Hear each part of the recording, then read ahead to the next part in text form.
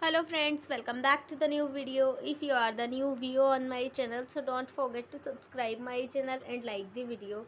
So today's video title is how to off sorry off and on vibrate on touch in OPPO phone. So let us start our video. Firstly scroll up and go to the setting icon. Here you will see, so click on the setting icon. Now here you will see many options. You have to move up, then you have to click on the sound and vibration option, so click on that. Now you have to move up some more and you have to click on the vibrate on touch option, which is already on in our mobile phone. So if you want to turn off this, so you have to off this. And here you will see it doesn't produce sound when it doesn't produce vibration now when we touch on our screen. Here you will see. So if you want to turn on vibrate on touch, so you have to move up and go to the setting icon. Now move up and click on the sound and vibration option.